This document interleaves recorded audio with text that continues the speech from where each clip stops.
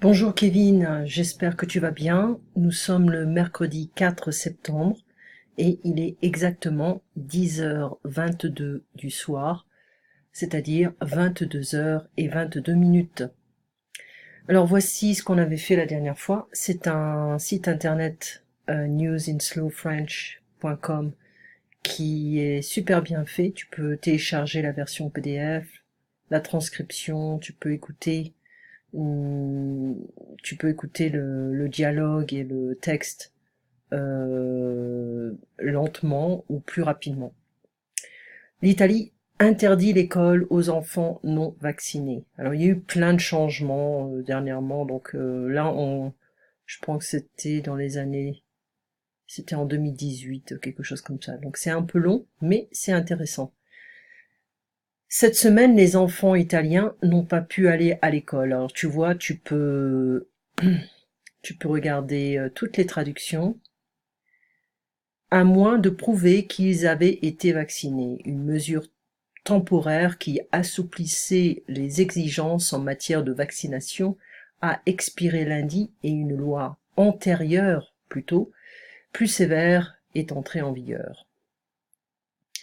Cette loi plus stricte adoptée en 2017 stipule que les enfants de 6 ans et moins seront suspendus d'école, à moins de posséder une preuve de vaccination contre la rougeole, les oreillons, la rubéole, la varicelle et la poliomyélite. Les enfants âgés de 16 à 16 ans ne peuvent pas être exclus de l'école, mais leurs parents peuvent être condamnés à des amendes pouvant aller jusqu'à 500 €. En septembre dernier, le gouvernement italien a approuvé une mesure temporaire permettant aux enfants d'aller à l'école tant que leurs parents affirmaient qu'ils avaient été vaccinés. Aucun certificat médical n'était requis. Rien que dans la ville de Bologne, 300 enfants ont été renvoyés de l'école lundi. Selon les chiffres officiels, le taux de vaccination en Italie avoisine, aujourd'hui les 95%, en partie grâce à cette loi de 2017. Avant cette mesure, le taux de vaccination était inférieur à 80%. Alors on a Guillaume et Catherine. Guillaume qui est très strict et Catherine qui est un petit peu plus flexible. C'est bon de voir que le bon sens, le bon sens, oui, l'a emporté. Cela doit être un énorme soulagement pour de nombreux parents. Oui, mais c'est peut-être temporaire. Apparemment, le gouvernement italien travaille sur une nouvelle loi qui assouplirait à nouveau les exigences en matière de vaccination. Catherine, je ne comprends pas pourquoi il existe un débat sur la vaccination, et c'est encore pire ici en France. Je me souviens avoir entendu parler d'une enquête réalisée il y a quelques années par la London School of Hygiene and Tropical Diseases. Elle a conclu que sur plus de 60 pays, la France était le pays où la méfiance envers les vaccins était la plus grande. C'est vrai, c'est toujours comme ça. C'est un peu la même chose aux États-Unis. La vaccination a toujours généré du scepticisme, Guillaume. Surtout, je pense, depuis l'étude publiée il y a 20 ans dans le Lancet qui liait la vaccination à l'autisme. Il y a eu d'autres études qui ont été faites après. Attends, cette étude a été totalement réfutée. Disproved. Je sais, mais certaines personnes pensent encore que les vaccins sont dangereux. Elles semblent ne pas vouloir prendre de risques avec la santé de leurs enfants. Et elles n'apprécient pas que le gouvernement leur dise ce qu'elles doivent faire. Oui, je comprends que nous vivons à une époque où les gens remettent en question tout ce qui a trait related to à l'establishment, mais Catherine, il s'agit d'un problème fondamental de santé publique. Regarde l'épidémie de rougeole qui a eu lieu en 2017. Cela ne s'est pas arrivé si plus de personnes avaient été vaccinées. Cela ne serait pas arrivé si plus de personnes avaient été vaccinées. Alors je dois faire une petite pause ici. Moi j'ai eu la rougeole 2 fois et j'étais vaccinée. Alors, je pense que c'est important de renforcer le système immunitaire des enfants, c'est important, et ça fait partie un petit peu de la nature. On ne peut pas toujours dépendre des choses, comment dire, pas forcément artificielles, mais un petit peu. Je n'ai jamais eu la varicelle, j'ai eu la rougeole 2 fois, et les oreillons, je les ai eus, hein, j'ai tout fait, voilà. Et je pense que je suis un peu contre les vaccins, pas pour les enfants, mais petit peu contre les vaccins, surtout que maintenant, on force les parents à donner des cocktails de vaccins qui sont un petit peu, c'est un peu trop lourd, je pense, surtout pour les bébés. Je suis d'accord, Guillaume, je dis simplement qu'il y a de nombreuses raisons pour lesquelles les parents ne veulent pas que leurs enfants soient vaccinés, surtout avec tous les commentaires qu'il y a en ligne et sur les médias sociaux contre la vaccination. Ce que les anti-vaccins ne réalisent pas, c'est que leur point de vue est un luxe. Que veux-tu dire? Je veux dire que les gens ont le luxe de protester contre les vaccins précisément parce que beaucoup de personnes ont été vaccinées. C'est pour ça que les épidémies sont assez rares. Si cela change, personne ne mettra peut-être en doute l'importance de se faire vacciner. Oui, mais je pense qu'il a une vision un petit peu restreinte de la situation. Il ne comprend pas vraiment le problème dans son intégralité. Alors je reviens à Skype, on va mettre ça comme ça, et donc ça c'était l'article, et on va revenir un petit peu en arrière. Alors, on avait parlé un peu de la Bourgogne qui fait maintenant partie de la région Bourgogne-Franche-Comté, c'est BFC. Donc en 2016, on a eu un remodèlement des régions, c'est-à-dire qu'on a regroupé beaucoup de départements ensemble. Avant la Bourgogne, c'était la Bourgogne, et maintenant c'est la Bourgogne-Franche-Comté, donc c'est une région plus grande. Alors dans la Bourgogne, on a en fait une région qui est très artisanale, on n'a pas beaucoup de technologie de pointe. Maintenant ça peut être différent parce que ça date des années 90, donc ça fait quand même 20 ans. Et en 20 ans, il y a beaucoup de choses qui peuvent arriver. Beaucoup de canaux, en fait, beaucoup de canals.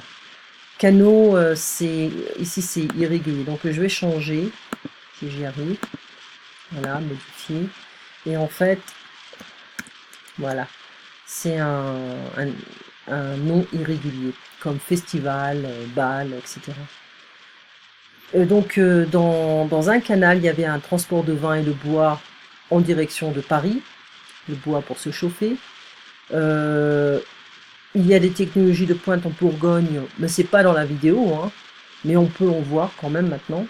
C'est une région qui est très artisanale, d'accord? Il y a la production de céramique, les faïences, hein, les vitraux. Maintenant, les canals sont utilisés principalement pour les plaisanciers, hein, pour prendre plaisir du canal en bateau, boire son vin et manger dans un bateau. Généralement, les Français sont très à cheval sur les traditions, c'est-à-dire qu'ils sont très stricts. On a vu au début de la vidéo une montgolfière, donc ça c'est pas mal. Je ne sais pas si je le ferai un jour. Quand j'étais plus jeune, j'étais très attirée par ça, mais maintenant, non. J'ai peur du vertige. Et il y a beaucoup de gens en Bourgogne qui ont fait fortune grâce au vin. Et il y a aussi la viande de bœuf, une des viandes les meilleures au monde. Ça s'appelle comment déjà? C'est le... Ah, j'ai oublié le nom. J'ai oublié le nom. C'est sur le bout de ma langue. C'est pas l'Anjus. L'Anjus, c'est en Écosse. Ah, j'ai oublié le nom. Enfin bref, ça va revenir. On a également dans cette région Auxerre ou Auxerre, on dit plus Auxerre, où il y a la formation de futures vedettes de football français ou étrangers également. Il y a un sport-études, le foot, sport-études. Donc les enfants étudient normalement, hein, et ils font beaucoup de sport. Par-dessus le marché, on a une religieuse qui utilise cette expression. Par-dessus le marché, c'est en plus. On avait vu aussi à la fin de la vidéo, il y a un archevêque qui bénit plusieurs bateaux, mais bon, c'est un peu folklorique quand même. C'est pour la protection des bateaux, c'est une tradition très, très vieille, ancestrale. Et on a bien sûr tous les vins de Bourgogne, hein, qui sont les meilleurs de France, on peut dire quand même. En Bourgogne, on a des Bourgognes blancs, on a je crois qu'il y a un peu de chardonnay, un peu de sauvignon blanc, Avant, on faisait du Riesling, mais maintenant le Riesling est fait en Alsace, voilà. Donc les cépages ou le raisin. Euh, voilà, donc on a analysé un petit peu le texte, tu peux voir les traductions, tu peux réécouter le dialogue, et il faut voir, quand on lit un texte, c'est d'avoir une lecture stratégique, c'est-à-dire qu'il faut regarder les temps, les verbes, les prépositions, les pronoms qui viennent, qui sont placés, comment on explique certaines idées. Est-ce qu'il existe dans le monde des pays où la vaccination n'est pas obligatoire? Ça arrive, ça ne devient vraiment plus obligatoire dans certains pays, mais il faudrait que je revoie cette étude. C'est dans un magazine scientifique qui parle de cette étude. Et il y a aussi un professeur qui parle de la relation entre l'autisme et les vaccins, surtout quand il y a des cocktails de vaccins. Donc il y a quand même des conséquences sanitaires quand les enfants ne sont pas vaccinés. Je pense que il faut laisser les enfants tranquilles un petit peu. On peut leur donner des vaccins les plus importants. Et en France, on a une liste de vaccins qui sont, bon, comment dire, qui sont conseillés mais pas obligatoires. Donc on peut les éviter. Et puis on a des vaccins qui sont obligatoires comme le BCG, euh, la varicelle, la rougeole, etc. Voilà. Alors on va utiliser la prochaine fois grammaire en dialogue niveau avancé, et il y a une chose que je t'ai envoyée, c'est un film qui s'appelle L'adieu à la nuit avec Catherine Deneuve. Ça m'a étonné, j'ai regardé l'autre jour et ça m'a vraiment étonné de voir que c'était quand même un bon film. C'est un bon film. Généralement les films avec Catherine Deneuve sont un peu ennuyants, mais là c'était intéressant parce que ça traite du sujet du terrorisme un petit peu, hein. On voit Catherine Deneuve qui a son petit-fils qui est blanc et qui s'est converti à l'islam et qui veut partir en Turquie pour avoir une formation militaire terroriste et ensuite partir en Syrie avec sa petite amie qui va devenir sa femme. Et sa grand-mère, en fait, Catherine Deneuve, va tout faire pour l'arrêter. Elle va vraiment tout faire pour l'arrêter. Et il va finir, enfin, je ne te dis pas, tu regardes le film, tu verras comment ça se finit. Mais c'est assez triste, parce que c'est une réalité. Voilà, c'est un sujet qui est réel. Voilà. Alors on va continuer ça, grammaire en dialogue niveau avancé. On pourra faire aussi le grammaire progressif en niveau avancé, pas le niveau perfectionnement parce que c'est très dur, c'est très technique. Je pense que le niveau perfectionnement, c'est plus pour les gens qui veulent écrire, qui veulent avoir, comment dire, c'est une approche différente qui est un peu lourde. Donc on peut le faire si tu veux, mais bon, on verra bien. Alors, voici le résumé de ce qu'on avait fait jeudi dernier. On se voit donc demain à 14 heures. Voilà, passez une très bonne soirée et à demain.